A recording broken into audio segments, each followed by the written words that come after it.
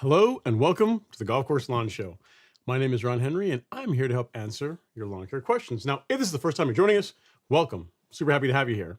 The way this works is really simple. On your screen, you will see a chat box. In that chat box, you can enter your question, concern, comment of the day, and I work through them in the order that they come in. Now, sometimes I have the answer, sometimes I do not, but either way, we have an awesome time talking about lawn care and sometimes life.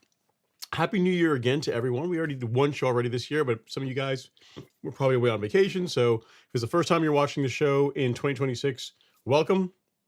It should be a great, great, great growing season. You know, right now we're getting tons of rain. The weather's not really too cold right now. So, and the trucks in my area are already rolling out pre-emergent. So it's starting. It's already on its way, right? At least here in the Southeast. As always, we're coming to you guys live on YouTube as our primary platform, but you can also watch the show on Instagram, Facebook, Twitter, whichever way works best for you. And again, if you leave a comment, they tend to pop in the order they come in, and I just work through them in that way. If you want to support the show directly, you can always feel free to use the Cash App link right there. That will allow your comment to go straight to the top. I'll answer it first, and will also make you the show sponsor. So you can have your name in lights for whatever that means to you. All right. With all that out of the way, let's get into it. All right, first up, we have Julius Elias. He says, can you put lime down and fertilizer at the same time and liquid fertilizer? So when you say at the same time, is the question like on the same day? If that's the question, then yes. But at the same time, like if you're talking about like mixing lime, granular fertilizer and liquid fertilizer doing it at the same time, I don't think that's what you're asking. If that's what you're saying, the answer is obviously no. But if I were going to do what you're talking about, let's say I had a lime application that I wanted to get done, I had a granular fertilizer application that I wanted to get done, and I had a liquid fertilizer application that I wanted to get done. If it were me, I would do the lime application first. I would follow that up with the granular fertilizer app. And then you would follow it up with finally your liquid fertilizer would be what you put on the the lawn last.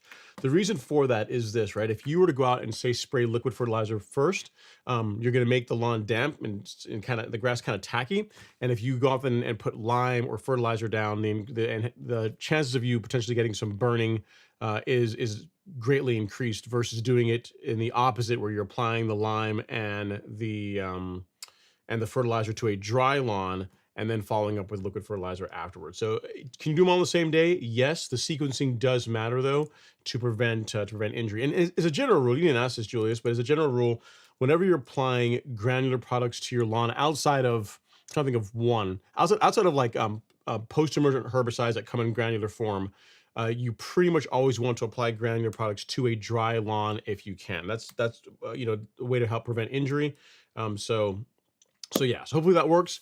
Get out there, have some fun getting, I guess, your lime application, I guess, fertilizer. And if you're doing liquid fertilizer, you're doing all of it. Now you know how to go about doing it. Hopefully that helps. All right, Mr. Hayes is in the house. He says, hello, Ron and all. Last week, I asked about top dressing my turf-type tall fescue. When I see, do I layer the seeds between the top dressing or on top? Okay, gotcha. Great question. So you're asking, okay, top dressing and seeding, what's the sequence? How would you go about doing it?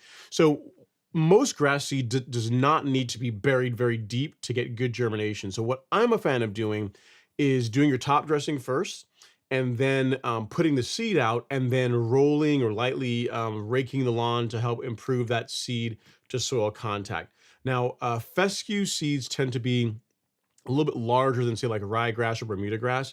So if you were to put those out and do a light top dressing on top of them, that would probably be okay. But again, I would just say just top dress first, put the seed out, and then lightly rake or roll the lawn, and then that's gonna promote good contact, and you're gonna get a good result as far as germination goes. If you go too heavy, you can work against yourself. So that's why in general I just tell folks top dress, seed, drag or rake it in, and if you can roll it, that to help really help promote that contact even that much better. So if that helps, Mr. Hayes, sounds like you're getting geared up, getting your plan in order for doing some seeding work. I like it. I dig it. And definitely take pictures. Keep us posted as far as how, whatever you decide to do, how it develops. All right. Okay, next up is Nefets 2609. He says, actually, I think this is the first question that came in out of order. He says, happy Friday, Ron. Getting my question in early.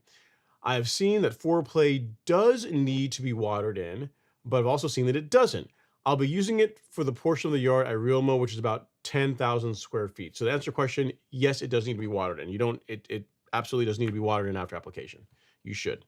So that's thing one. And then the other question you have is, I also got an AccuGauge, congrats, arriving tomorrow to help me dial in the Revolution 26 better, and my neighbor is getting the new Rolex, so we got to split the cost. Very cool. So you got the Revolution on one lawn, you got the Rolex on another lawn, so you guys will be able to compare, contrast, and share tips. A little friendly competition to see whose lawn ends up looking the best. Like, I'll tell you a little tip. He or she, I mean, all else being equal, right? Assuming good nutrient program, the soil's in good shape, he or she who mows most is going to win. So just a little tip. I'm sharing that with you. Maybe your neighbor's not watching. They'll give you, you can put an extra mow in during the week. You'll be ahead of him. He'll wonder what's going on. Congrats on the new equipment, and congrats on the AccuGauge, man. It's a great piece of equipment for just knowing, where you are, checking both sides of the mower, make sure the reel is even, it's a great piece of equipment to have in your arsenal. Okay.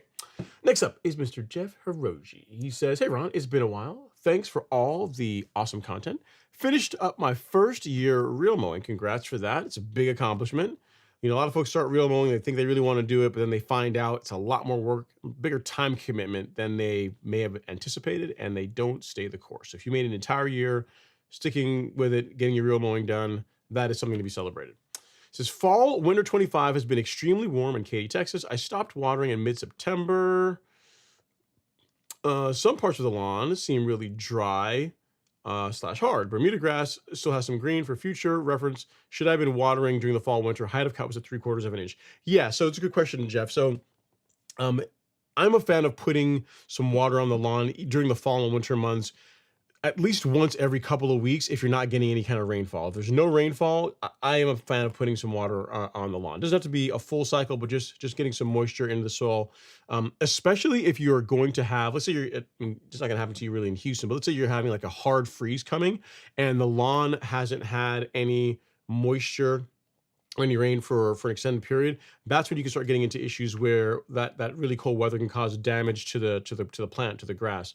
So to answer your question, yes, you don't need to necessarily have the same watering cycle that you did during the spring and summer months. But if you're not getting any rain, again, that's the big caveat. If you're not getting any rain, putting some water on the lawn once every couple of weeks is a good thing to do. All right.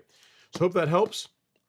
And your lawn kind of gave you the answer. You said that you've got your lawn that's looking pretty good overall, but then it's drying out. So it kind of lets you know it's getting hard, compacted, a little bit of moisture on it. Especially since you said some of it's still green. You should be giving it some water. I wouldn't, again, not necessarily to the same extent as spring and summer, but you don't want it to be going fully. You're letting it dry out if you can avoid it.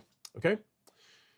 All right, it says, also sent a photo of my son's lawn. I did not get any pictures from you. I'm not sure where, what email address you use, but I don't have anything from you. I have pictures from Robert that I'll share here in a little bit, but I don't have any pictures from you or really anyone else just yet. All right, so if you're still on the live stream, feel free to send the pictures in and I'll do my best to get them on the show. All right, you said he lives in Katy. His grass looked like it died in August, September. He says that he had been watering. Is this fungus, grub damage, or something else? Photo taken in December, but it looked like this in September. Hard to say. I don't have a picture of that in front of me. So again, I'm not sure what email you use. I did look again here really quickly. I don't have anything from you. So if you're on the show, feel free to send it in and I'll take a peek and let you know what I think. And the next question is it too late to do a soil test or should I just wait until March? No, not necessarily. You can do a soil test now if you want to. I mean, we're in January, so if you wanted to do one now, largely you could take the data that you get from your soil test now and just use that to drive your nutrient program come springtime. The benefit of doing one now is that if your soil pH needs addressing, so say it's a little bit low, needs your soil a little bit more acidic or a little bit more alkaline, you need to add an amendment to help balance that. That tends to take longer than, say, addressing like a nitrogen or a phosphorus or a potassium deficiency. So if you know that now, there's benefits to having that now versus waiting. Okay, so to answer your question, yes, I would, and then just go accordingly as far as amending any issues you're dealing with.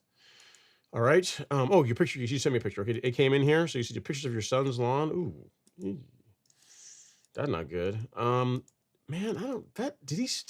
Hang on. I'm looking at it like you guys can see, right? Let me share with you guys. So Jeff H. We'll say son's lawn. I don't want to speak evil into your lawn, Jeff. I'll make sure I label the picture properly. Jeff's son's lawn. This is not his lawn. All right. So this is what he's working with, and you said it's looked like this since September. You say. I don't know, man. Could it be disease? Sure, but I mean, you certain he didn't spray or apply anything to the lawn? It does look. This picture was taken, you said, in December. Yeah, the lawn does look dry, but I mean, given this is a disease issue, I just don't see why it's like in this big localized area. Again, it could be, but I mean, I almost wonder if there's something that he applied to the lawn, perhaps, that could be responsible for this. If you look also in the background, like where the fence is, you can kind of see like a triangle shape there as well. You see what I mean? Like if you look there, it looks almost like a triangle shape, almost like if you had shade from like a nearby house that's causing that. But it doesn't look. In other words, I don't believe this is like a disease problem. This looks like something was put on the lawn and damaged it. Because even like from dormancy, like that, it shouldn't look like that. That's it looks like something else. Yeah. So you said it looked like this. Let me read what you said. You said it looked like this in is it fungus, grub damage, or something else? It's kind of late now to check to see if it's grubs. Like they're not going to be really active this time of year. Grubs is actually is actually something you could consider. But I mean, this doesn't look. I don't. Diseases would be the last of my thoughts on what this is. It would have been cool to see it in August and September when it actually happened. Um, so here's the thing I would say. One, are you absolutely certain that he didn't spray or apply something to the lawn, that caused this damage? Outside of that, I mean, I would lean towards I'd lean towards insect damage more so than disease. But again, the shape of it just looks so uniform, both here and also near the fence line, that I'm kind of leaning towards something was put on the lawn. So hope that helps. I mean, sorry I don't have a better answer for you, but again, like, without seeing it like when it was actually happening, because I mean, here's why it would be easier to look at this in September or August. It's highly unlikely that he went from a green lawn in the back to looking like that in like a day, right? I mean, if that happened or it happened over the course of a couple of days, then I say, yeah, or that more than likely armyworms can definitely cause that type of damage that quickly. But without seeing how it developed over time, it's more difficult to like it's hard to say for sure exactly what caused it. So I'm not more help on this one. But nice thing is that he's got Bermuda grass, so it'll likely come back a few months here once it gets warm. And then I think that's it. That's all the questions you had. So hopefully that helps, sir. Again, if you have any other context, anything else you want to share, feel free to drop it in the chat, and I will do my best to answer. All right, we got Mr. Scott Smith. He says, Happy New Year on. Happy New Year, Scott. Hopefully all is well with you. He says, everybody go hit that like button. Yeah, guys, definitely. We got 40 people in the live stream right now, which is pretty good for early January. So if you guys wouldn't mind hitting that like button, I'd really appreciate it. There's only 23 likes. Surely we can do better than that. So hit that like button if you have not done so already. Costs you absolutely nothing. Free way to support the channel. Think about it. How many things in life can you do? Activities can you do that help someone else out and cost you absolutely nothing other than just a click, right? Okay, next up is SDX drone. What's going on? And let's see here. Lewis P86 says the itch has returned. Can't wait to throw down some pre-emergent. Yeah, man. Yeah, it's gonna be in my neighborhood. Some of the trucks are already rolling in this area, already putting out pre-emergent. So it's yeah, time is coming. I'm gonna wait until the end of this month, early February, to get mine out.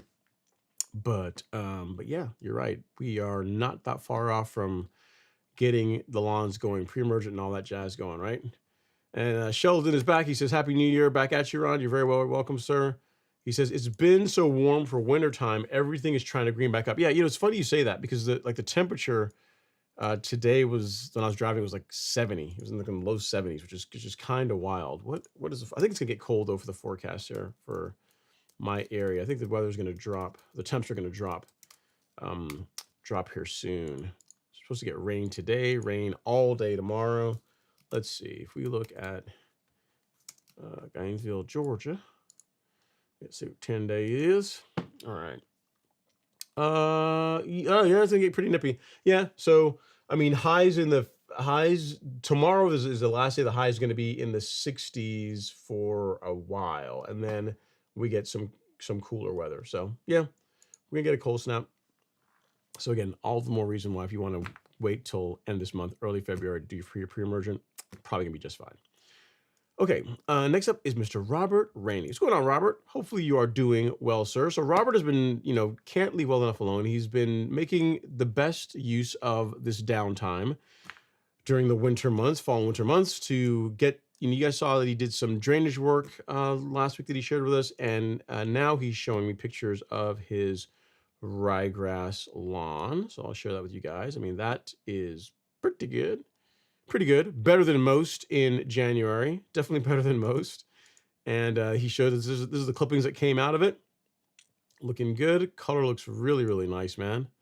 Looking nice. And then last up, I mean, this is probably the least interesting picture. We got to show it. I mean, I guess these are some shrubs that he's going to be putting in along the, I want to say patio, like the little deck there to fill in. You see the area like near the house where there's all dirt? I think the shrubs and other stuff that's going to be going in there for decoration. Not everybody's like me that just wants grass and like empty mulch beds, so I get it. But overall for early January, Robert, spectacular. As always, looking really, really awesome. And keep us posted as far as how the work continues. You know, it's funny. I was looking in the picture when you sent it, if I could make out where the trenching happened, and I can't really. I think it's at like the between like 8 o'clock, like the 8 o'clock position is where the line ran, but I can't really see it from here, which shows again you did a really good job because the lawn recovered really quickly. Okay, next up is Ninos Yokana. He says, hello at Ron Henry and everybody. I'm here with a big like and support. I appreciate that. Thanks so much, Ninos. Hopefully everything is going well with you. I know you're further up north, so it's likely cold where you are. So any kind of lawn care is probably not in the cards for another month or two. But I still appreciate you coming in to support. We got Jose Gregorian Gushian. He says, Happy New Year from Texas. Happy New Year. Thanks for coming in to say hello. Hopefully everything is going well with you. And then next we have BSS Smith. He says, hey, Ron, what soil temp should I be targeting for spring pre-emergent? Just outside Baltimore, Maryland. Normally, dormancy ends around May. Great question, BSS Smith. So really when it comes to spring pre-emergent, and this is not just for Maryland, this is pretty much for, countrywide, anywhere in the country, is when before the average 5-day soil temps are in the mid 50s Fahrenheit, mid 50 degrees, is when you want to get your pre-emergent out. So it doesn't mean that when you see the soil temps are in the mid 50s, go apply your pre-emergent.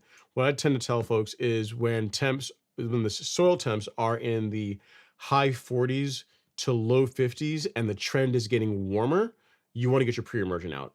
As the name implies, pre-emergent works best when it's in the soil prior to the the weeds emerging, hence the name pre-emergent. So with you being in Baltimore, so dormancy ends around May. So you're probably looking at March timeframe, maybe mid-March to get your pre-emergent out. But again, being a bit early is better than being late, because the thing is, pre-emergent is, while it's a special type of herbicide, it doesn't have great effectiveness against weeds that have already started growing in your lawn. Like there are some that can, that have, limited control against certain weeds. Like one that comes to mind is like the brand name Dimension with the active ingredient dithiopyr. Like that, if you have young crabgrass in your lawn, it has the ability to control that. But for the most part, you're going to get better control, better prevention with pre-emergent if you get it applied prior to when soil temps are going to be in the mid 50s. And again, when things are going warmer. So hope that helps. Again, you have to track it in your area to know when that exactly is. I would imagine in March timeframe. What you can do is Syngenta has a tool, I think it's called Greencast, that you can go to, and you pretty sure if you Google soil temps, my zip code and your zip code, more than likely it's going to be one of the first search results that show up. So just look at that, and you can use that to track the soil temps in your area in case you don't want to go out and get like, unless you want to go super nerd mode and get like a soil thermometer and just check it yourself and track it yourself. You can just use an online search and determine it that way. All right. So hope that helps, sir. It's a great question. It's one of the talking points I was going to have on the show tonight was around pre-emergent, when to apply it. But your question just kind of teed it up for me right there, right?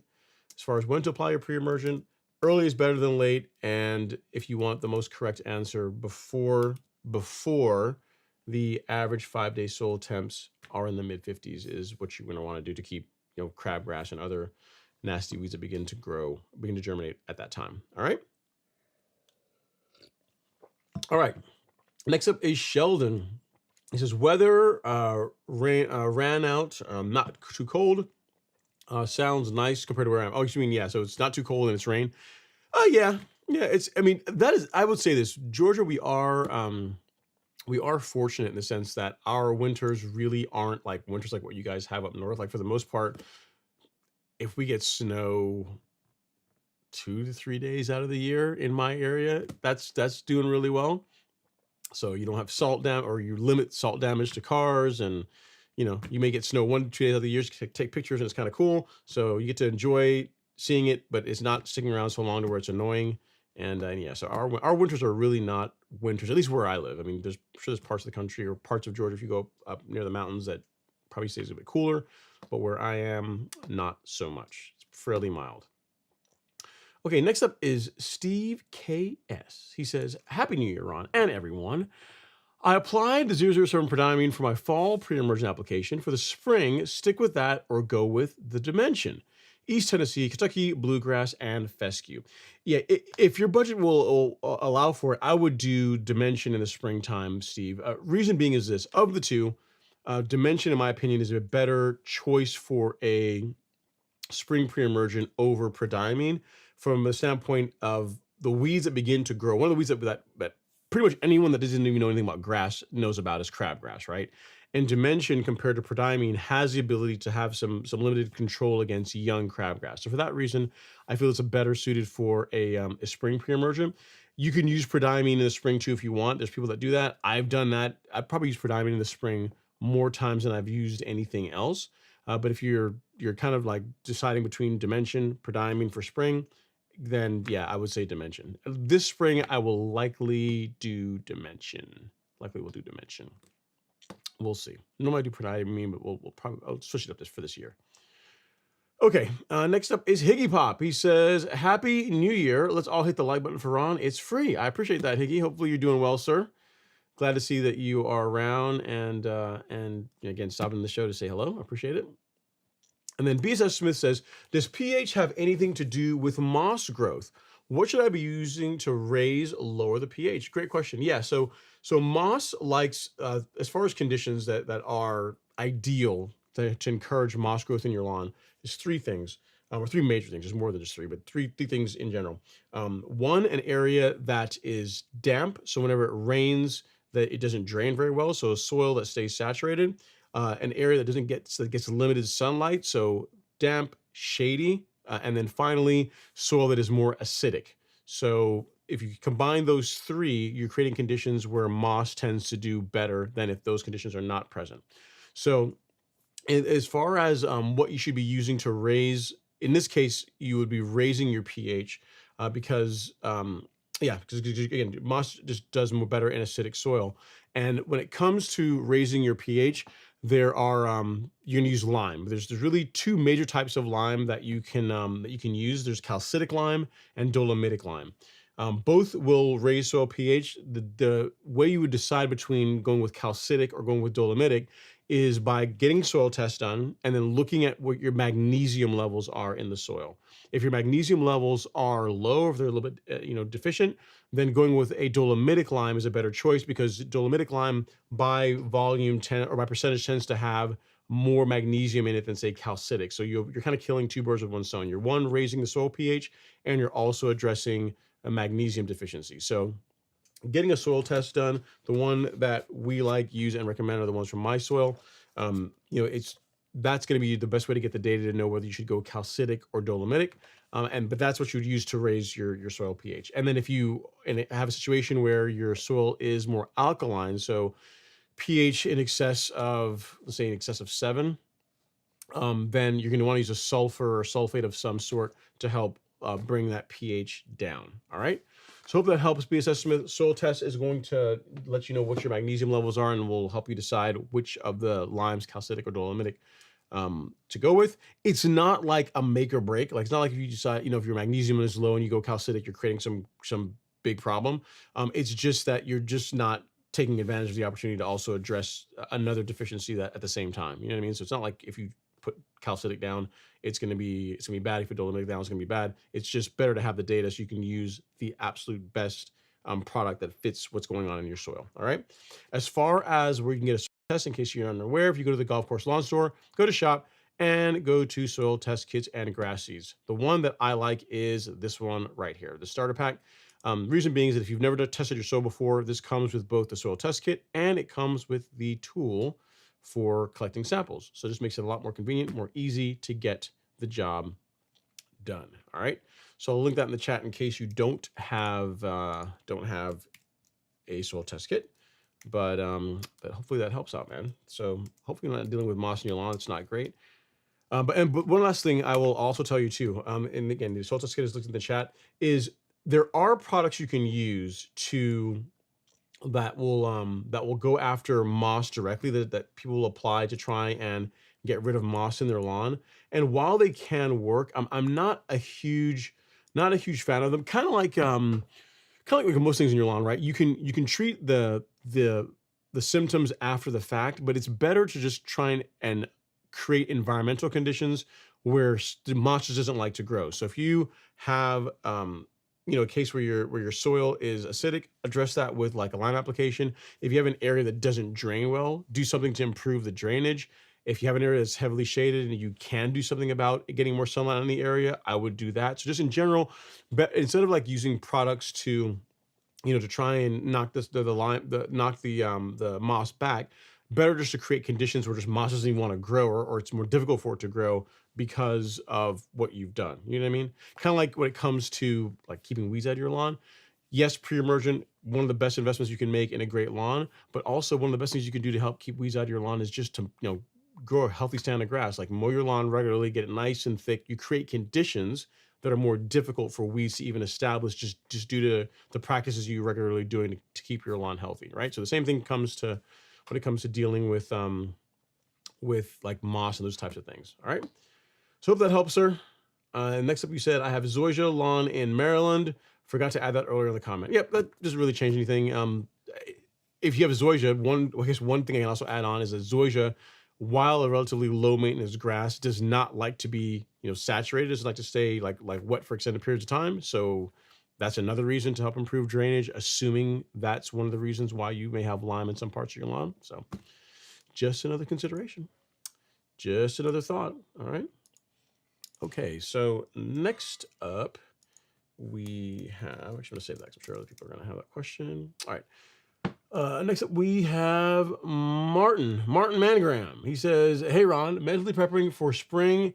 Is it best to scalp, verticut, aerate, and then top dress roughly close together for the best results? Not necessarily. So what I would say is the two things that I would say that you want to have close together for best results are aeration and top dressing. Those two I would do closer together. If you're going to use scalping or verticutting, really comes down to which method do you want to use to help thin out the lawn. So by the way you're asking this question, I'm assuming you have like a warm season grass like Bermuda or zoysia. So if your plan is to scalp or do some kind of cultural practice to help thin out the lawn, to help accelerate the lawn coming out of dormancy, you can do scalping or verticutting. Either one of those will work well. Because the timing of scalping and verticutting tends to be quite a bit earlier in the season versus when you would top dress. Most top dressing, I try to tell folks, mid to late April is normally the ideal time for that, whereas your verticutting and scalping, if you're trying to get the lawn to green up as soon as possible, you could do as much as a month earlier, right? So tying those two together, I would not say there's really any reason to do that. So scalping or verticutting earlier in the season, aeration and top dressing, that closer together, yes, makes a whole lot of sense. So so hope that helps. The only thing I would say as far as height of cut as it relates to top dressing is if you can get your height of cut a bit lower, so an inch and a half or shorter, it's going to make it dramatically easier for you to work the top dressing material into the canopy. I'm kind of assuming you're probably real mowing or doing something or cutting your lawn lower than that. But the only situation where I would say you may want to make a height of cut change in conjunction with top dressing and aeration is if your lawn is a little bit taller and you're looking to do a really good top dress. In that case, getting it a little bit shorter is going to make it make the work a lot easier for dragging the material in and getting it nice and even. All right. So hope that helps, Martin. Again, scalp verticut earlier in the season and then top dress or aerate and top dress. Those two can be tied together. Like literally you could aerate tomorrow and then top dress the same day or top dress the following day if you want to. But the scalping part and the verticutting doesn't need to be done as part of that. All right. Okay. Next up we have Eric Muteb. What's going on, Eric? He says, hello, everyone. Thanks, Ron. You are very welcome. You're very, very welcome. Eric, thanks for coming by to say hello. And then next up is Scott Smith. He says it's 70s here in West Tennessee. Yeah, dude. Is it going to be 70s like going forward? Because in Georgia, it's just in the 70s today, 70s tomorrow, or high 60s tomorrow. And then it's going to be a lot of highs in the 50s for the next 10 days or so, if the weather is to be believed. All right. We got BSS Smith. He says we got above 40 in Maryland. Ooh, He says that's warm for January here. Yes, I guess with that being the case, you probably are snow covered, I'd imagine, right? I would think so. It's pretty cool temperatures. We have the Trilla from Manila in the house. He says, "Hey Ron, and happy Friday, everyone. Here to enjoy the show and count down the spring mow. It'll be here before you know it, man. It will be here before you know it. So just enjoy the downtime, because then you'll have to be out there in the lawn, have to be out there working at it. So don't be in too much of a rush." And he says, "Oh, my son's lawn is St. Augustine. Thanks for answering." Yeah, I mean, it'd be cool if you could find out like what he applied to the lawn, if anything, 'cause it looks like a induced problem. But it could very well could be insect damage. All right. Robert Rainey's up next. He says, "Cold weather for the next 2 weeks, still working through some winter projects around here." So here's the thing, Robert, like where you are now, I mean, this is where you are in January. So like, I mean, I guess, how do you really go up from here? Because this is looking pretty solid. You know, I guess if you're starting like this, I mean, what are the plans for, for March, April, May? I mean, you're already looking pretty solid now. It's going to be interesting to see how your lawn dominates this season based on where you're starting out. And you said, so you think doing some spot leveling with Rimuda would be good to go. Okay, so if it's going to be, well, you just said it's going to be cold for the next 2 weeks. So is in general, no, I would never tell someone to level their lawn or do any kind of top dressing in January. If you had a situation where your lawn, where you have warm temperatures, you're pretty sure the lawn is going to be growing, like the ryegrass anyway, is going to be growing fairly aggressively over the next 10 to 15 days, and you wanted to do a light, again, keyword here, light top dressing. If you want to try that, I guess you could. But again, what I'd hate to see you do is go out there and do, top dress the entire thing. You get a bad cold snap, the grass slows down, and then you're just kind of staring at something that's ugly until like March. So it's really your call. I know you're in the Southeast, so we don't, again, kind of like me, we don't have like a real winter. So if you're gonna do it, if you want to try it, I would make sure you go really light. That would be the only guidance that I would tell you. Like 9 times out of 10, I would tell some folks, no, do not top dress your lawn in January. I mean, looking at how yours is growing though, man, I mean, that's not you. That's definitely not you. Yeah, that would be, you might be an exception. But again, you just said that you're going to have cold weather for the next 2 weeks. So the growth rate of that rye is likely going to slow down. So you may want to wait. Like if you're going to do it, here's what I would say. If you are really like committed to trying this out, I would say let the 2 weeks of cold weather pass. We're going to be closer towards the end of January, like tipping on early February by that point. And if you've got a stretch of like, again, 10, 15 days of relatively, ideal weather for ryegrass to grow well, and you want to go very light, then I'd feel better about that versus like having you top dress your lawn on January 9th. That just seems early. All right. Next up is B.S. Smith. He says, "Does warm and wet weather in winter have the potential to cause disease damage or other damage?" Yes. So if you have wet weather and like high moisture and warm weather, that has the potential, yes, to cause disease issues. Like if you look at whenever we recommend doing preventative fungicide applications, typically that's between the months of mid to late April and June. Per our calendar, you'll see a recommendation to do a fungicide app in May and then another one in June. Reason being, that is when temperatures are beginning to get warmer, and when we tend to have more moisture from the standpoint of like just spring rain, and the conditions are just ideal for disease to develop. Plus, folks are starting to get out in the lawn. They are, they might be fertilizing and putting out maybe more nitrogen than they should, which again can create conditions where disease can become more of a problem. So yes, warm and wet weather does have the potential to cause or to create conditions where disease can manifest itself. That doesn't mean to say that if you got, if it's raining and it's warm, you're automatically gonna have disease in your lawn, but it does create conditions where that is it's more likely than not to happen. All right. Okay, next up is Jeff Hiroji. He says, Also, what's the advantage of spectacle flow over prodiamine 0.38? Will that prodiamine work as a pre-emergent? Great question, Jeff. So the active ingredient in spectacle and prodiamine are just different. Like the way they work are just different. So the benefits that spectacle has over, and we're talking apples and oranges here. So the active ingredient in spectacle is indaziflam, I believe, right? And the active ingredient, like prodiamine, is the active ingredient in what's commonly called like barricade. All right. So we're going to use names: spectacle flow, barricade. If we're going to use like the actual active ingredients, prodiamine and indaziflam. The benefit that spectacle has over barricade slash prodiamine is that its control for it does a better job of controlling weeds that are more difficult to control or prevent. So like doveweed, spectacle is labeled for controlling that. It's really good against poa annua, and the residual on spectacle is longer. So for a fall pre-emergent, where you figure that poa annua, poa trivialis can begin growing in a lawn depending on conditions in like September, and that can be a problem all the way into the early spring, March timeframe. So spectacle, per the label, again, depends on the application rate and conditions. You can have up to 10 months of residual of coverage in it. I don't necessarily think you're going to get that long out of it, but it definitely lasts a lot longer than prodiamine. Like 6 months is not outside of the realm of reasonableness as far as the effectiveness of spectacle flow.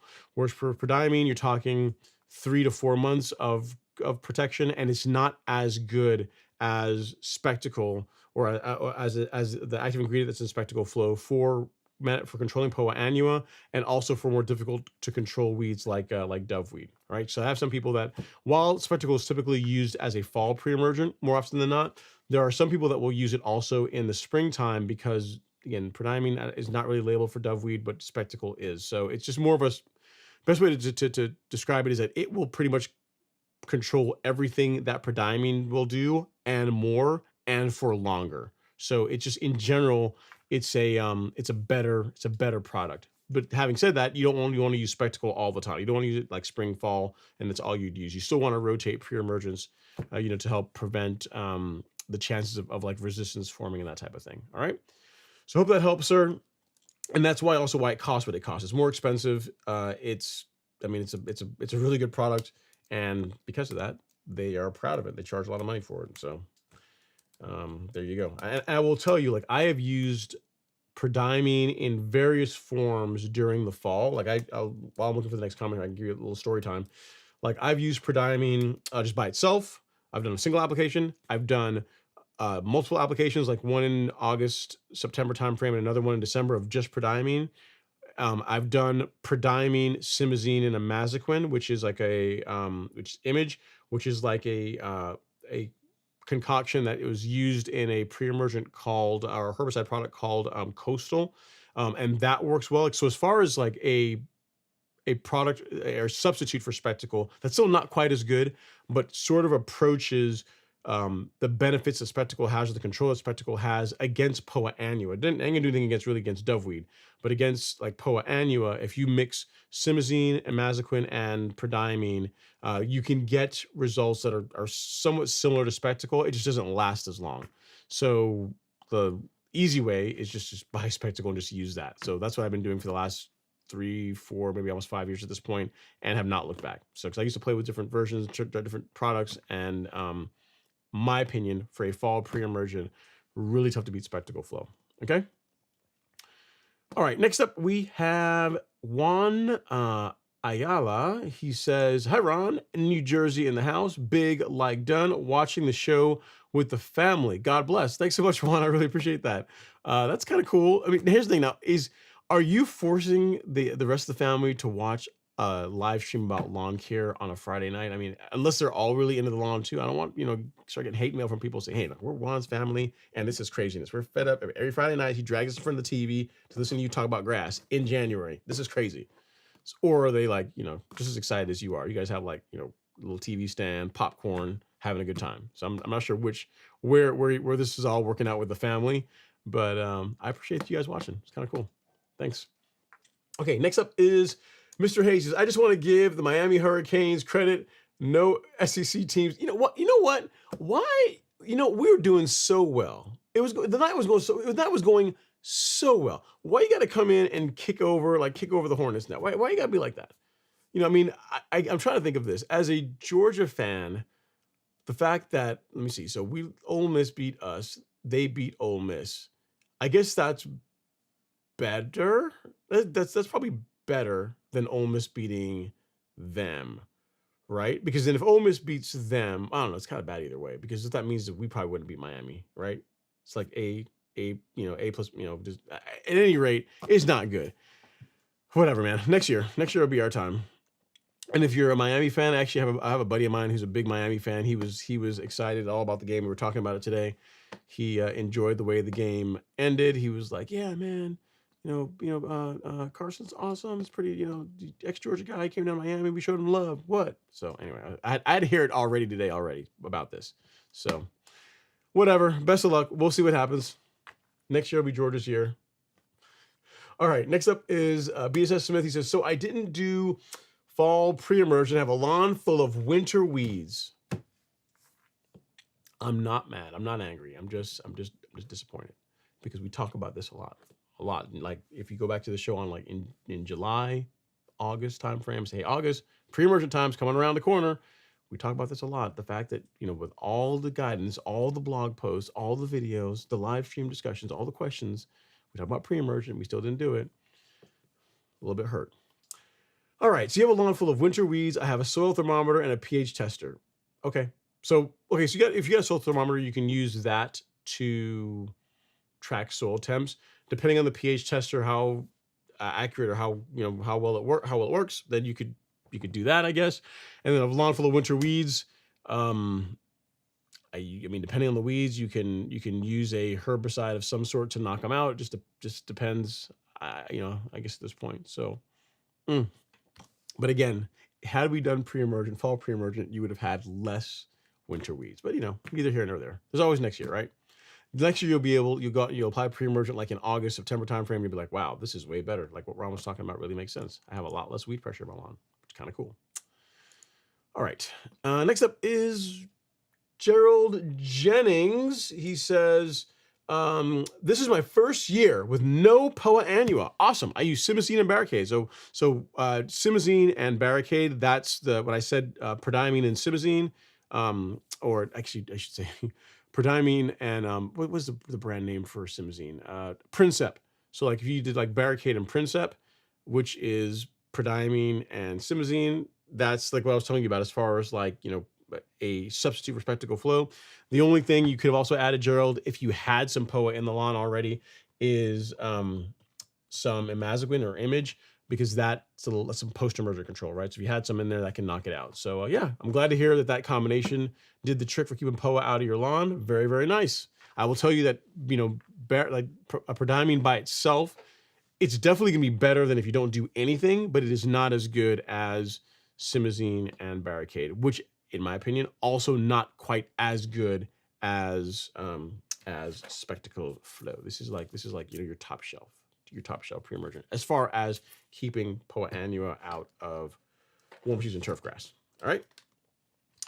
Okay, next up we have VLO0633 says, "Happy New Year, Ron. Hope you are well, sir. I can't complain. Living the dream." He says, "Love your show. Thank you. I really appreciate you coming to hang out on a Friday night."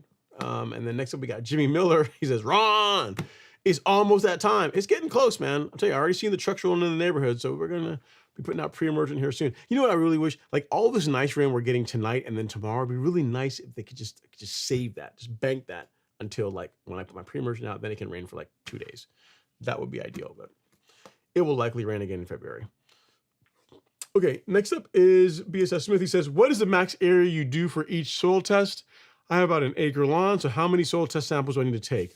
So I'll tell you, I do one soil test. I use like one kit for just under 12,000 square feet.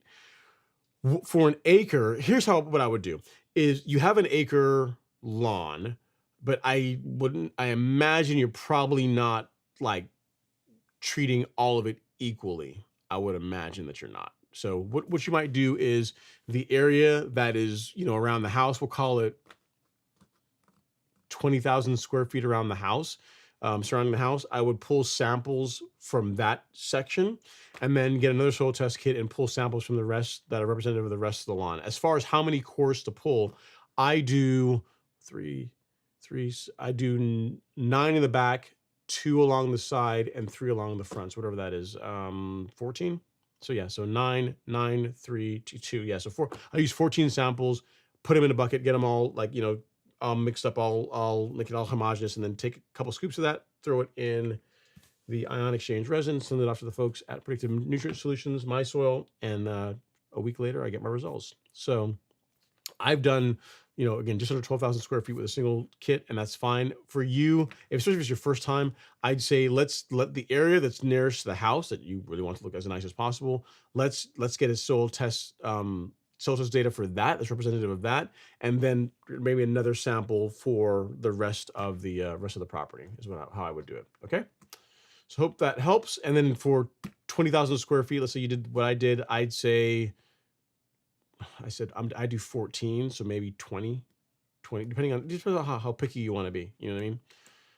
But yeah, make sure you get multiple samples. Use a not a metal bucket, but like a plastic bucket that's clean. Dump all the samples in there. Get everything mixed up nice and like so it's all like representative of that area that you took the samples from, and then send that out to get results. Okay. So hope that helps, BSS Smith. Sounds like you're well on your way, man. You're getting ready to go. Getting all dialed in for the season. You are very welcome. All right, next up is Lewis P86. Would it be smart to do a split application of prodiamine and dimension, or just choose one of the two? I just choose one of the two. So if you want to do dimension in the springtime, that's fine. If you want to do prodiamine in the springtime, that's fine too. So here's what tends to happen, or how some folks will use those two pre-emergents Lewis. So say you're not on that spectacle life, right? Like say a couple of reasons. Say you either have cool season grass, in which case you cannot use spectacle flow, or you shouldn't use it, or your budget doesn't permit you to run something like spectacle flow. In that case, what I would say is dimension in the springtime, and then a couple applications of prodiamine in early fall, and then again in late fall, early winter, is going to be produce a pretty good result. So I would not, to answer your question, no, I would not do dimension and prodiamine in the spring for your pre-emergent. There's just really no need to. You know what I mean? Just pick one or the other. I would lean more towards dimension. And just kind of go from there, and then save the prodiamine for your fall pre-emergent, assuming that you either have cool season grass or you don't want to use spectacle flow. All right, that is how I would go about it. Different ways to do it. That's how I would do it, though. All right, so hopefully that helps her. The one thing I would say is I definitely would not do them both in the spring. Just not to beat a dead horse, but there's just no reason to really to do that, in my opinion.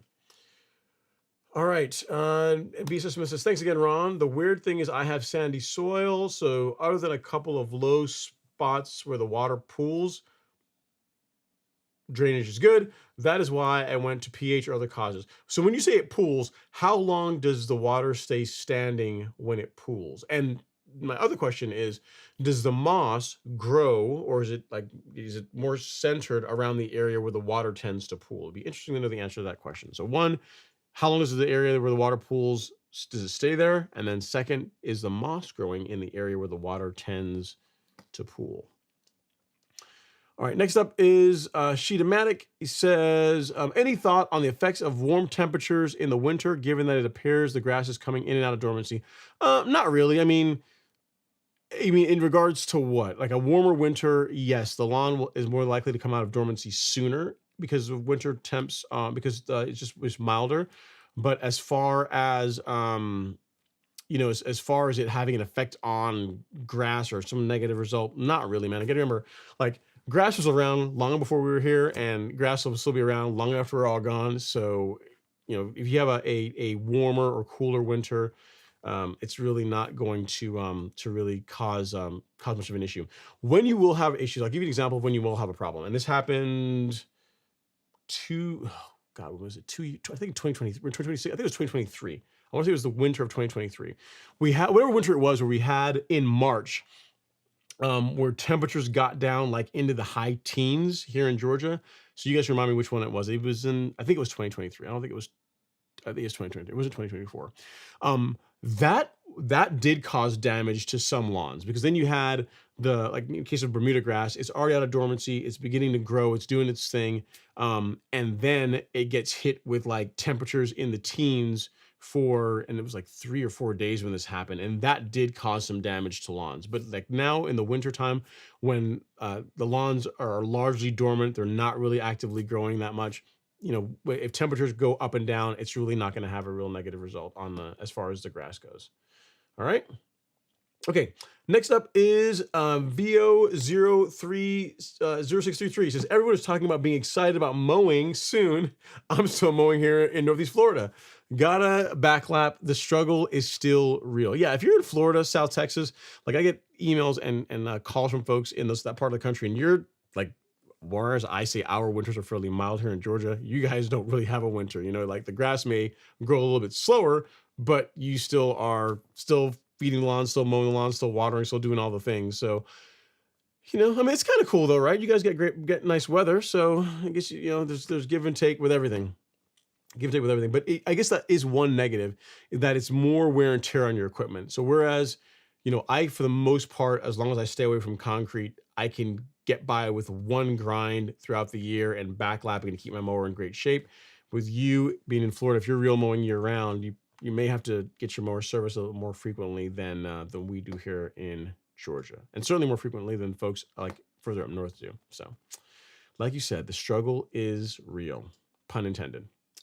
All right, Robert Rainey is up next. He says, based on the clippings coming off the lawn, it's very aggressively growing. My concern is when it's going into transition, what that looks like. Yeah, I know you're also, Robert, you're saying that you're pushing, like you're running a higher nitrogen in the lawn, which I'm not surprised that you're getting, a lot of clippings out of the lawn, likely due to that. So when it goes to transition, what it's going to look like. So it should be fine. It really should be okay. Again, if you go light, if we're talking about, you going out and doing a light top dress, as long as you go light, if you really want to try this experiment, it's more than likely going to be okay. It's not like if you were to do a very light top dressing the end of this month, if you just want to try this experiment, that whenever you get into March timeframe and you go and you spray out the ryegrass with, like, say, Celsius or something, that you're going to be left with a bunch of like sand and bare dirt everywhere. That's like kind of unlikely to happen.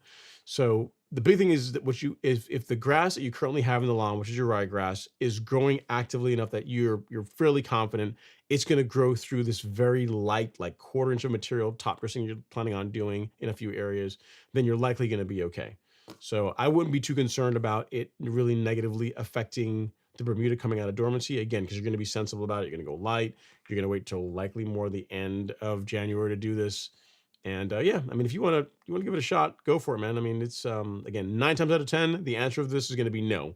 If you really, unless you're like in South Texas, Florida, or your name is Robert Rainey, the answer is pretty much going to be no. So if you want to give it a shot, again, a few weeks from now, then keep us posted. I'm sure that you'll go light, and we'll be able to see how the lawn comes out of it. I'm pretty confident it'll be just fine. So this is what you're working with now, which pretty legit for January.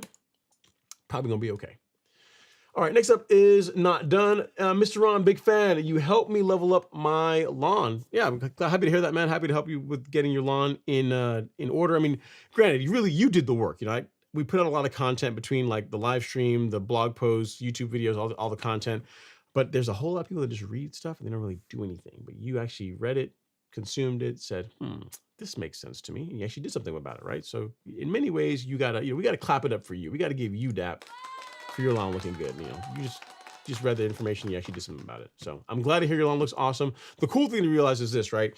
Is like the first year when you're getting your lawn in order is like it's like training wheels, right? You're kind of figuring out what works, what doesn't work, what your lawn likes. And then if you were consistent throughout the season, the really cool thing happens in the second year, in the following year, because you're putting the lawn to bed in much better shape, and you'll be able to continue where you left off, in 2026. So while you were happy with what happened, say in 2025, I think you're gonna be even happier in this upcoming season. Again, assuming that you're gonna be consistent with everything. All right, VO0633 says, nothing beats Spectacle Flow, worth every penny, less headaches and less weed killing with expensive products. I would like to think that. I mean, the thing is, Spectacle is not inexpensive. I mean, I will tell you that they are very proud of this, and they should be, because it's a great product, right? But you got to remember, this one bottle, if you've got Bermuda, it's actually in Augustine, will probably go even further. A Bermuda lawn, this one 18-ounce bottle will do like 3 acres. So you know, is it inexpensive to buy? No, but it lasts for years and years and years. And I can tell you, like, I've tried various different products, and nothing really touches Spectacle. Now, if you did the combination that the one other person was mentioning earlier, the I'm sorry, the simazine, prodiamine, and mazoquin. So that combo, you can get pretty good results, but then you're buying 3 herbicides, and if you price them, prodiamine is pretty inexpensive. I don't know what Princeps costs these days, but you're saving some money, but you're not saving a ton, and it's more work. You know what I mean? And this just frankly is better. So for me, I would just expect it personally. Okay, next up is Michael Coulter. What's going on, Michael? He says, happy Friday. Got my prodiamine and getting ready for the January Feb application. Irrigation going in this coming week. Can't wait for the new season. Man, you guys are on it, man. You got your prodiamine going. You got your pre-emergent doing. You go doing some other work. Nice. And here's the thing, getting your irrigation done this time of year, not a bad plan, because now once the lawn wakes up, comes out of dormancy, you're not going to be doing anything that's going to be, drastic or damaging to the lawn. So you can just really enjoy it. You can feed it, mow it, enjoy all that jazz, right? All right. Next up is coming from an FSU grad. I am so happy the SEC got shut out. So tired of the SEC mega hype. Look, man, the hype is real. This year, the stars aligned where we're not there. There's not anyone in it. But this is very much an anomaly.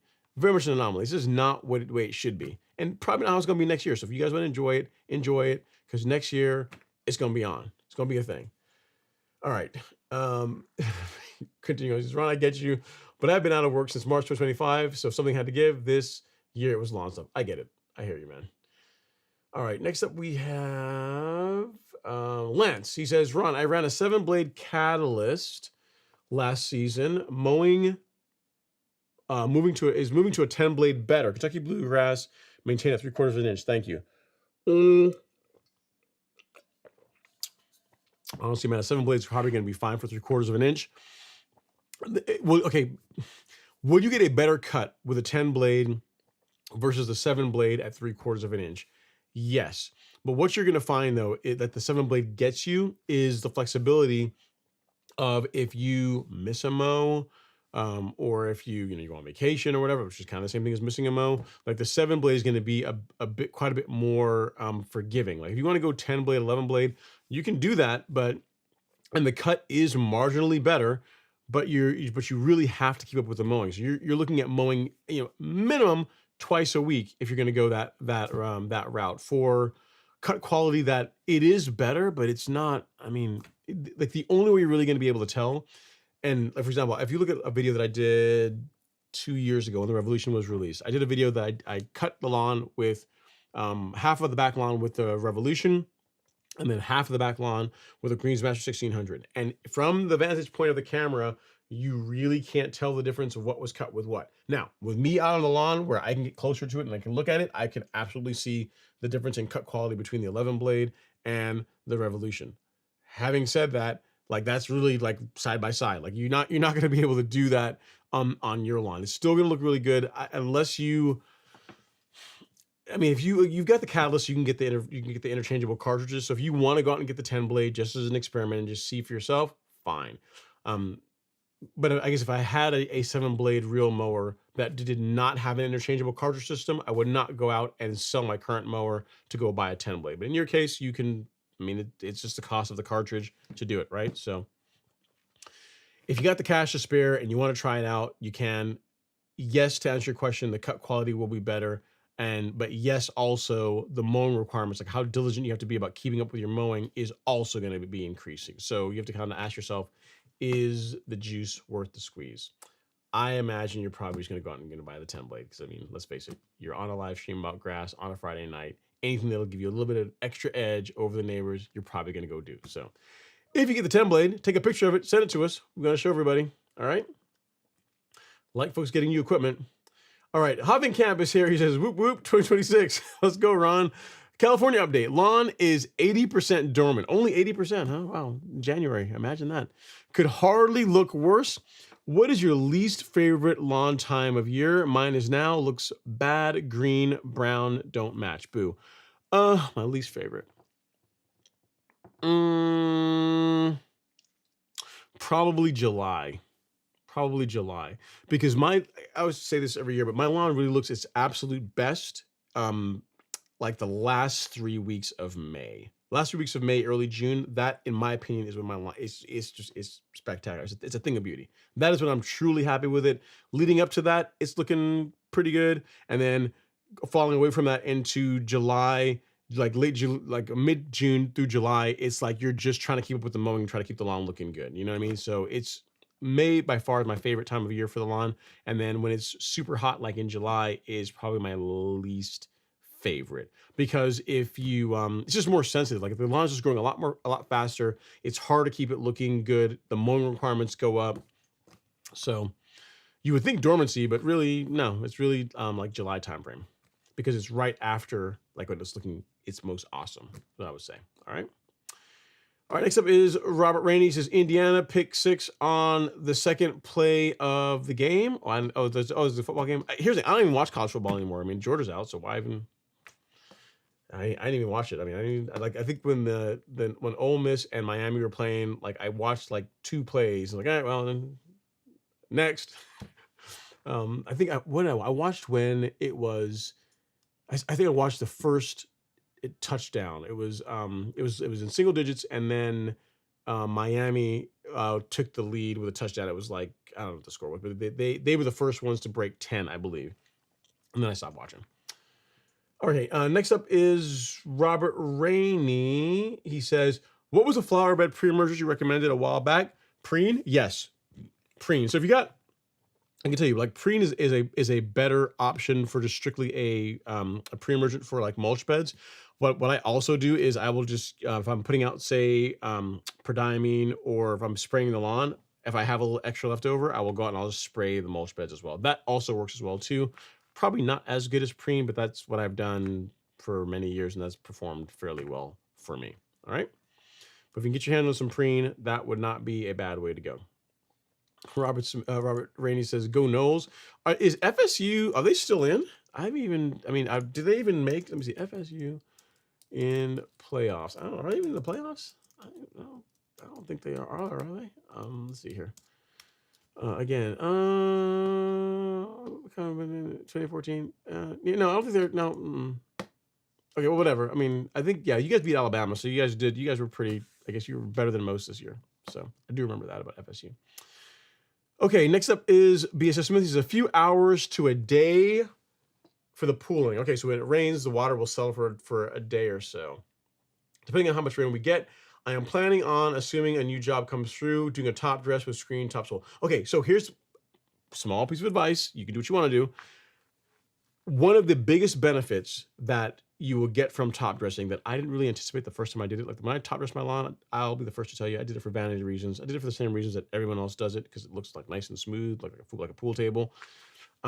But the biggest advantage I got from top dressing was just the improvement in drainage. So if you're going to top dress, and I realize you got an acre, so it's a lot to do this, but if you can do a blend with some sand, so some sand in the material, that is going to help improve the drainage in that area. Now, assuming where it's pooling is not like a dip, like it's not like an area where like water will just all run in there. It's like a bowl. One of the biggest benefits you'll get from top dressing, assuming you use like a blend in the material that consists of sand and topsoil or sand and compost, is that it just really, really improves drainage. Like my back lawn, kind of like you, like first year, a couple of years when moved in, like it would rain heavily and you'd have like the water would sit on the lawn for like over a day. It would just be sitting there. Ever since the first time it got top dressed, it doesn't matter how heavy it gets. So you can have 2, 3, 4 inches of rain. Yes, while it's raining really heavily, you see like a little pool forming back there. Once the rain stops, within 3 to 4 hours, whoosh, it's dry. You can literally go out there and walk on the lawn. It really pulls the moisture away from the surface really well. So if you can, I would encourage you to put a bit of sand in the material that you're going to use to top dress the lawn, because it's going to help with drainage. All right. And then Robert Rainey says, "Wow, another Knowles fan. Nice, man. You know what? At least he's good at grass. So we'll overlook this whole thing, Robert. I'm surprised, man. I'm surprised that you being in Alabama. I figured you'd be like a Crimson Tide Alabama fan, but I guess not. I guess not. All right. VO says, if you top dress when it's cold, I would fertilize it with something quick release like AMS, sulfate to push it through the material. I think he's already using a fairly high nitrogen fertilizer, VO. I think he's got like a 30% nitrogen that he's rolling with. So as far as like growth, as you can tell from the clippings that are coming off the lawn, where is it? Right there. Growth is not a problem. It's not an issue. So yeah. All right, Richard Taylor, he says, is there any negative effects to not treating cold weather weeds in my dormant Bermuda lawn? I have a couple of spots of chamber bitter and some wild onions growing. Not really. I mean, appearance, like visually, they looks kind of unsightly, but if it doesn't bother you, then you don't really have to treat it. I mean, it's really, really your call. If you don't like the way it looks, then use, herbicides to knock it out. If you don't really care, then just wait till it gets warm and they will die off. They will go away. Darren Proctor's in the house. Says, "Hey Ron, good evening, everyone." Hey Darren, hopefully everything's going well. So it's funny. I was talking about you today. I think is it Cosmo, the brand of the seasoning that you got. I actually ordered some. So kind of cool. I got because stuff's awesome, man. It's really, really, really, really it's good seasoning. So you were at the top of the conversation today. I was like, oh man, yeah, Robert, buddy of mine turned me on to this stuff. It's pretty awesome. So got some in. I think it came in yesterday. But yeah, it's great stuff. I'm reloading on it. Okay, next up is Richard. He says, it's not much at all, but I didn't want it to cause trouble later. I put down my pre-emergent in late September, but the seeds may have already been germinated. Dude, it's really up to you. If it's bothering you, you can use selective herbicide to knock it out. You can absolutely do that. If you don't care, then you can wait. It really depends on how bad it is, how much you're dealing with, and again, really ultimately like how much it bugs you. You hate looking at it, then you can use a selective herbicide to knock it out. And then Robert Rainey says, "Oh, Dad played linebacker." Okay, so that explains most. So you got history. You got you left that part out. So you have your family, you got kinfolk that played at FSU. Okay, I get it. All sins are forgiven. All right. Next up is Gavin Moore. He says, "Hey Ron, I got some late fungus in some areas of the lawn. Will it be okay to spot seed in the spring?" Yes. Yeah. So the two aren't really related. So if you have a disease issue in your lawn, you might want to do something to address that. But as far as you doing, okay, so I think where you're going with the question is, you had some damage from disease in the lawn. Can you use spot seeding in the springtime to help address or help the lawn recover from that? Yes, assuming that your lawn is like a cool season grass type, so like your fescue, Kentucky bluegrass, ryegrass, that would be fine. If it's a warm season grass, especially like Bermuda or zoysia, I would not use grass seed as a way to fix that. Just whenever it gets warmer, your creeping grasses like your Bermuda, your zoysias will fill in and recover from any damage. But again, if it's a cool season grass, rye, Kentucky bluegrass, fescue, then yes, if you want to do some spot seeding to help recover those areas that got damaged, that would be okay. All right. That would be okay. I always have to kind of caveat my question. I have to qualify them because people will be like, "Oh man, you said seed Bermuda grass to fix damage," and that's not what I'm saying. So, all right. Next up is Smith. No, Ron. The hype is hype. So what are you trying to say? So okay. So if the SEC is not the hype, I'm not. Why am I being baited into this? I should be bigger than this, but I'm not. I'll be petty. So if the SEC is not the highest standard of football, college football, who's better? Who's better? I mean, this year was an anomaly where there was a bunch of upsets that really shouldn't have happened. I mean, you had Georgia, you have Alabama go out in the same weekend. They got beat by a team that really shouldn't have beat them. And then Ole Miss couldn't carry the flag across the line against Florida, against Miami. So it's kind of rare this happens. This is not the norm. Well, yeah, I guess you're probably like, oh, Big Ten, man, that's real football. Whatever. SEC is the best, just not this year. All right, Jose Castle says, hey, Ron, hope all is well. Should I expect spectacle flow in February after applying it this past December? No, I wouldn't. I would switch to Dimension or Barricade. So either Prodiamine or dithiopyr for your spring pre-emergence. So if you go to the Golf Course Lawn Store, go to Shop, and go to Weed Killer. You can use one of our carefully curated filters where you can select pre-emergence. You can get rid of everything else and just look at pre-emergence, right? Kind of like we thought of everything. If we scroll down here, any of these would be good choices for your spring pre-emergent. So Prodiamine in liquid form if you want to go that route, or Dimension or Prodiamine in granular form. Either of these would work well. I personally am a fan of using Spectacle as your fall pre-emergent. I mean, the thing is, here's the thing, right? When it comes to herbicides in general, and pre-emergent is no different. If you use them too much, you really do run the risk of, dependency or resistance forming. And Spectacle is not one that I want to lose effectiveness of. So if I start using Spectacle in the spring and the fall, like, can you technically do that? Yes.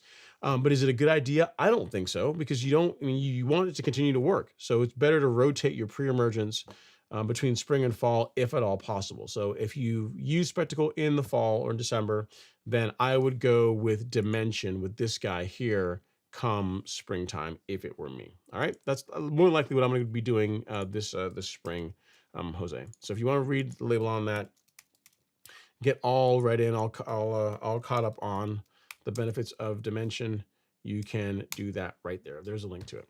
Okay. All right, Robert Rainey says, isn't this the third year of the... here's the thing. In many ways, like, it's, I find people that aren't fans of SEC football, they tend to like people that know, like, the number of, like the gas composition of Neptune. Is it cool knowledge? Yes. Is it useful for anything? Not really. So, like, knowing that it's a third year that we're not in the championship, the fact that you guys even have to track that shows you how rare it is for it to not be the case. So anyway, whatever. Next up, I'm gonna just skip over all the football questions because y'all are being hateful. It's just not even not necessary. Okay, here we go. Next up is Chill5271. It says, greetings and salutations. I had a pool put in my backyard, that'll teach you, and the heavy equipment had to track through the front and side. Yep, I've seen it done. What's the best way to fix the compacted tire tracks? You can, depending on how bad it is, you may have to regrade that area and then top dressing to do the finishing work. So if it's like really, really torn up, you have to grade it to get things relatively evened out, and then top dressing is what I would say. Chill5271 is one of the biggest questions I always get, or one of the comments I normally get every single summer. It never fails. As long as I've been doing this live stream, as long as I've been doing YouTube, it has never not happened. Where folks will say, man, lawn looks incredible. Really needs a pool back there. But then I have seen firsthand, like my neighbor that's behind me had a pool installed. It's gorgeous now. The pool looks great. But the amount of carnage, death, destruction, I wouldn't be able to do it, man. I just wouldn't be able to do it. Like, it was bad for me when the front lawn was being torn up, when they were taking out the Bermuda grass to put the zoysia in. That was pretty tough. I could not, because I knew then, at least, hey, it's all going away and it's going to all be replaced with like new stuff. But like, if you're rolling over like what I want to keep, it's going to be tough. So I get it, man. I get it. The struggle is real. I would say you do a grade to get things relatively as good as possible, and then a top dress later on in the season to kind of do all the finishing work to get everything looking as good as possible. That's what I would tell you. So grade and then top dress. Okay, next up is Martin Monogram. He says, I currently use a lawn service to treat my 32,000 square foot Bermuda lawn. I'm interested in taking that over. It's probably going to be less expensive to do it yourself, at least from a cost standpoint. Time-wise, maybe not so much. Would you suggest I do it from a cost control benefit, or are lawn services pretty good? Here's what I would tell you. Like, it's generally not a good idea to move away from a lawn service to doing it yourself if the only reason you're doing it is just to save money. Because here's why. 32,000 square feet is a large property. You're moving up on an acre. It's like almost 2/3 of an acre. Close.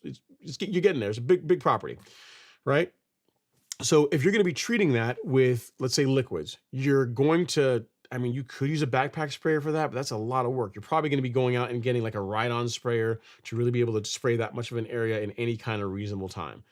When you're doing a like granular inputs, same thing. Could you use like a regular broadcast spreader? You could make it work, but I mean, really, you're getting, if I had a lawn that big, I'm probably going to be doing ride-on, right? So if you look at the investment in the equipment you're going to need and the place to store it, and the maintenance that goes along with said equipment, you have to ask yourself, is it something that you really want to do? So if it's purely for cost, in general, I don't think for most people it's probably worth doing. If you're someone that enjoys working on their lawn and you want to get a better result, like in other words, if you take it on yourself, can you get a better result than what you can get from a lawn service doing it? Absolutely. But you're not really comparing apples to apples. You know what I mean? Because you're going to be out there on the lawn more often. You're going to be putting in more inputs. You're going to be mowing it more frequently. So it should look better. You know what I mean? So you're not really comparing you doing it yourself and comparing what a lawn service does is not really fair to lawn services. Like you can't expect someone to come out, 6 times a year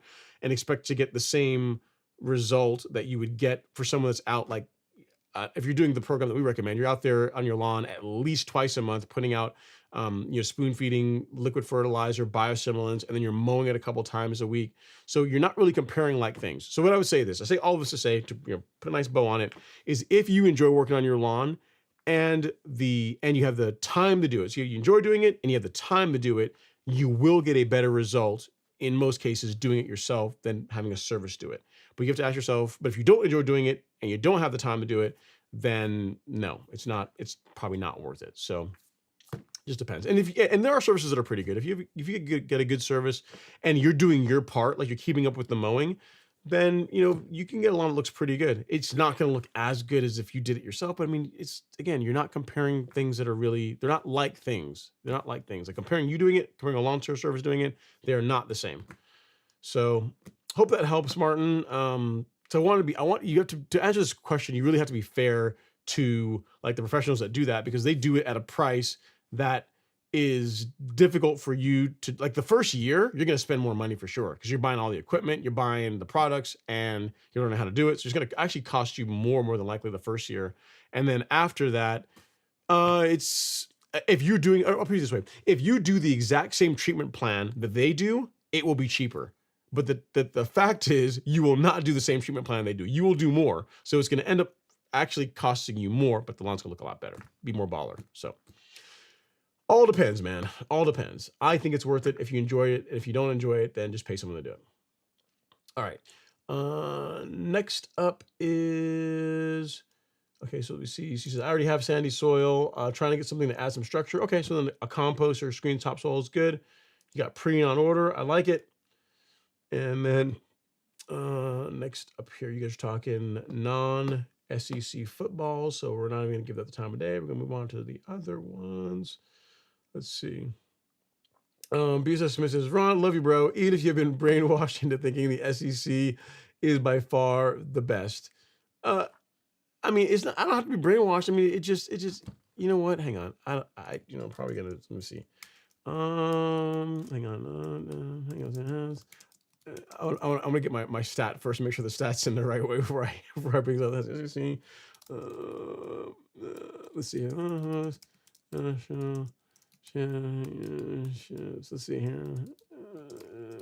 All in the past 20 years. Let's see. Okay, so now I can share this fact. So the SEC, if you like the past 20 years, the SEC has absolutely dominated. They didn't say one. I didn't even say that. I said, I asked, ChatGPT, asked Google, has the SEC won the most national championships in the last 20 years? And it says, not only did it won, it says it has dominated, put the beat down, the smack down. It was almost a hate crime what happened over the past 20 years. So between 2005 to 2024, a lot of huge domination with Alabama, Georgia, LSU, Florida. They did pretty well. So Yes. Yes. The SEC won 9 of the 16 BCS national champions. So all in, we by far are the best. This is an off year, you know, broken clock is right twice a day. So enjoy it. Enjoy it. Even Google says that we the bestest. All right. Eagle Zone says SEC rules. I would agree with that.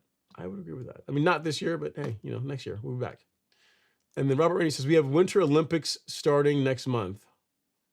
Okay. I didn't know that. I did not know that. I guess we can watch snowboarding or whatever else they do in the wintertime. Cool.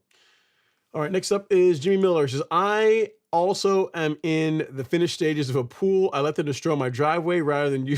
Wow. I'll give you props for that. So you guys will sacrifice the driveway, just stay off the lawn. I get it. Logically, probably doesn't make the most sense, but we understand each other. He says, but I will have to rototill and redo parts that they drove on. Okay, that's not that bad. At least the lawn's okay. All right. Next up, we have great explanation on keeping the lawn care service professional. Yeah, I mean, that's what I'm saying. I want you have to be fair for lawn care services because you're not really. It's easier for people to say like we get phone calls where folks will say, I've had a lawn care service this past year and I'm not happy with them and I wanted to do everything myself. And the question I always ask is, have you been queuing up with your mowing? Well, yeah, I mow it, once every couple of weeks or once a month. I'm like, well, I mean, it's not really doing what you need to do to have it look its best, but again, what we do, like the lawn care program that I promote and that I do that we talk about on the Golf Course Lawn Store and that a lot of the blogs and the content really is around is for people that want like the top, 5%, like the upper echelon, the best of the best as far as lawns. It is not designed to be the least expensive. It's not going to be, you know what I mean? So it's when folks really compare, I'll put it this way. Like I would say for most people, for the average rank and file homeowner, if you have a quality lawn care service, at least putting out like pre-emergent a couple times a year and, putting out a quality fertilizer a couple times a year, if you keep up with your mowing, if you do your part, keeping up with your mowing, your lawn should be in pretty decent shape. It should look as good or it should look better than your neighbor's lawn if you're doing the mowing. If you're not doing that, then nothing's really going to save it. Like I tell folks all the time, you could buy everything that we carry on the Golf Course Lawn Store and you will have a very lush green lawn, but mowing is the thing that ties it all together. Like you look at Robert Rainey's lawn here, you look at this, like the reason why it looks like that manicured look is you don't even see it. It's not on the lawn right now, but it's the mower that he uses. And then the fact that he uses it regularly. Like mowing is the thing. If you look at like a residential lawn and a golf course or even any kind of professional sports turf, yes, the program that they use is more intense and they use, better products and, they baby the turf a lot more. But if you had to like literally bring it down to one thing, the turf just gets mowed a whole lot more. Like they mow it far more frequently than the average residential lawn. That's the biggest difference between what you see for a turf that looks like it's fake grass and your regular lawn. So, all right. Next up, he says, so you have to take into account the bias. No, there's no bias. No, listen, you can't take into account. There's no bias. Nope. We the best. Still, nope. Yep. Yep. I'm not going to see. This is the problem. You give folks facts and then now they're saying they want to try and like, change it and qualify why the facts are not the facts. Facts are still the facts. SEC is still the best, just not this year. Because Google is so accurate. Louis Pieces no go. No, all right. I think we have our last comment or question of the evening. It's been a fun show, man. We're getting into it over college football. Okay, Hail Demon. He says, I received my carbonized PNG this week. Ready to get the season started. The last property had a 2,400 square foot lawn, new house this year, and I get to start working on 13,000 square feet. Wow. You upgraded, man. Massive lawn. That's pretty cool. It's going to be a fun project. I mean, your lawn care budget's going to have to go up too, but I mean, it's cool. A big lawn it's cool. If you have the time to work on it, it does, like from a present standpoint, it does look really cool, but it's a lot of work and it is more expensive than say 2,400 square feet. But again, congrats on the new lawn. You have to keep us posted as far as how it develops and how it does throughout the season. All right. Well, guys, gals, Looks like that is our last question comment of the evening. Sorry for the folks that had to endure all the football talk. I had to try and defend the SEC, although this year's they're kind of hard to defend because all these folks that are just licking their chops at our untimely demise is they're getting a little bit out of hand. At any rate, guys, it is the time of year to start planning your pre-emergent application. It's one of the best decisions you can make for keeping weeds out of your lawn come spring and summertime. So be sure to check us out at the Golf Course Lawn Store. We have an assortment of pre-emergents that are very effective. They're going to help produce a great result, help manage that weed pressure in your lawn.